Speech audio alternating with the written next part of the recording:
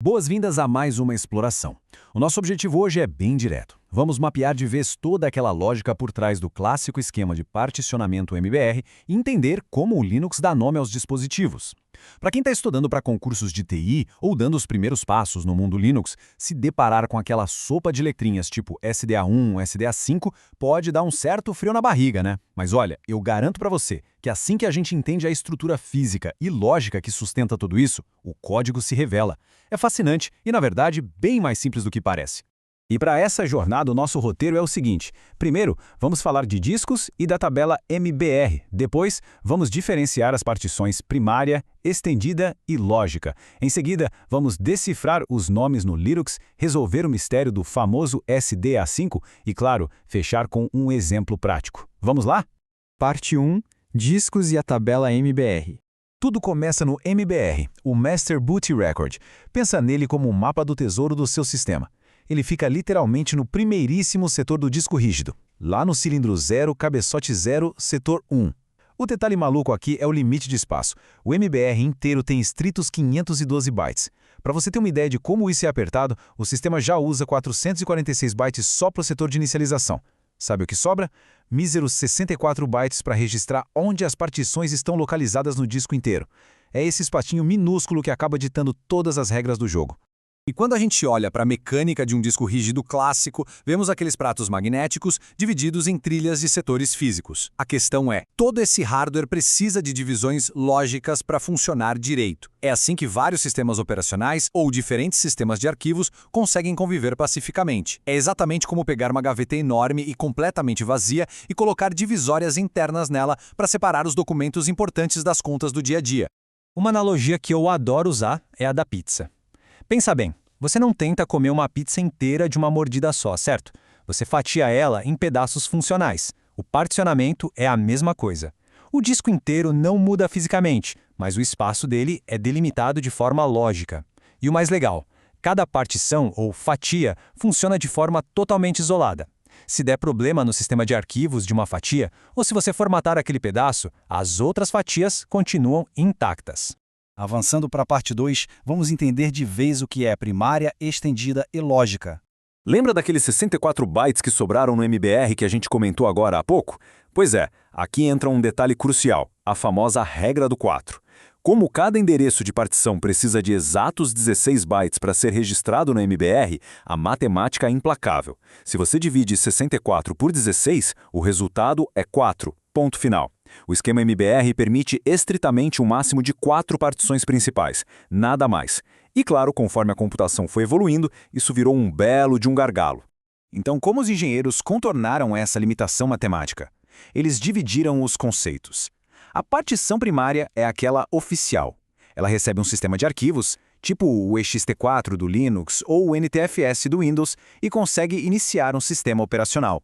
Mas e se você precisar de 5, 6 ou mais divisões? Aí entra a sacada genial. A partição estendida. Ela não guarda arquivos normais, tá?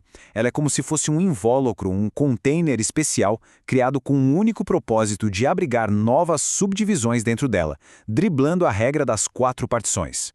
E é justamente dentro desse container, a partição estendida, que a gente cria as chamadas partições lógicas. A estendida é uma ponte. Ela gasta um daqueles 4 assentos VIPs no MBR, mas em compensação, deixa você criar um monte de partições lógicas lá dentro dela. Na prática, a gente usa muito essas partições lógicas para guardar arquivos de usuários ou para a área de troca, a famosa memória swap. Certo? Parte 3. Decifrando os nomes no Linux. Como tudo isso aparece no sistema? No Linux, tem uma regra de ouro. Tudo é tratado como um arquivo. Aquele caminho /dev/sda parece um código alienígena no começo, mas é pura lógica. Vamos quebrar isso em 3 passos. Primeiro, /dev. Isso é simplesmente o diretório Devices, a pasta onde o Linux guarda os arquivos de hardware. Segundo passo, SD. Isso vem de Storage Device, ou dispositivo de armazenamento usando o padrão SAGE ou SATA, que hoje em dia engloba até os seus pendrives. E o terceiro passo é a letra A. Ela só quer dizer que esse é o primeiríssimo disco reconhecido pela placa-mãe. Se você plugar um segundo HD, ele vai ser o SDD, o terceiro SDC, e assim vai. Faz sentido, né?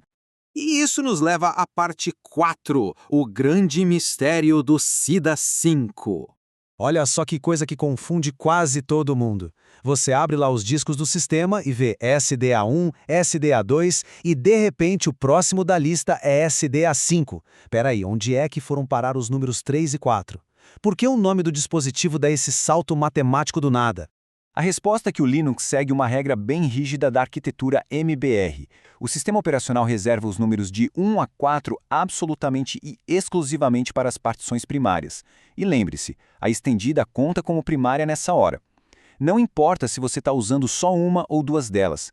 Como o sistema quer identificar de cara que uma partição é lógica sem nenhuma margem de erro, a numeração das partições lógicas começam sempre obrigatoriamente no número 5. Então, o nosso mistério tem uma explicação bem simples. Os números SDA3 e SDA4, na prática, podem nem existir. Eles são como cadeiras marcadas em um cinema. Se ninguém comprou os ingressos 3 e 4, as cadeiras ficam lá, vazias. A próxima pessoa que representa a partição lógica nascendo dentro da estendida vai sentar direto na cadeira número 5. É a garantia de que o Linux sempre vai bater o olho no número 5, 6, 7 e pensar, opa, isso aqui é um container lógico. Para amarrar tudo o que vimos até agora, vamos para a parte 5, um exemplo prático de particionamento. Juntando as nomenclaturas com a estrutura, a gente tem um cenário perfeito. O /dev/SDA, purinho assim, sem número, é o seu disco rígido inteiro bruto. O /dev/SDA1 é a sua primeira partição primária, pronta para rodar um sistema operacional. O /dev/SDA2 entra como uma partição estendida, aquele container estrutural. E seguindo a nossa regra de ouro, as partições lógicas nascem dentro dessa estendida, já herdando os números a partir do 5, formando assim o /dev/SDA5 e o /dev/SDA6. É uma estrutura simples, muito elegante e incrivelmente bem organizada.